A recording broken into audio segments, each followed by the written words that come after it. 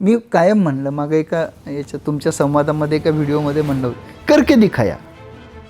असं नाही की काय फक्त गप्पा मार, करून दाखवलं. You can check it at नांदेडच्या बॅचला तुम्ही बघू शकता. मग याच्यामध्ये या प्रक्रियेत असं झालं ना की काही जणांना, विद्यार्थी मित्रांना शिस्त आवडत नाही, काहीला अभ्यास नको असतो नाही, किंबहुना त्यांचा स्वभाव नसतो, ते काही जण ड्रॉपआउट होतात, त्याला पर्याय नाही. पण मी परत सांगतो की लहान लेकरं आहेत ना, यांच्या मनावर बिंबवणं हे आपलं काम आहे. एकदा बिंबलं ना तर मग ते करतात. तुम्हाला एक छान कथा सांगतो. एक कथा आहे की आई वडील त्यांच्या वयात आलेल्या मुलामुलींना समजावून सांगत असतात की जग असं आहे, तसं आहे, तू असा वाग, तसा वाग. तेव्हा त्या आईवडिलांना ते मुलं मुली काय म्हणतात, सगळी कथा सांगून झालं, पप्पा मम्मी तुम्ही काही काळजी नका करू, मी तुमच्या पावलावर पाऊल टाकणार आहे, तुम्ही जसे वागले तसं मी वागणार आहे.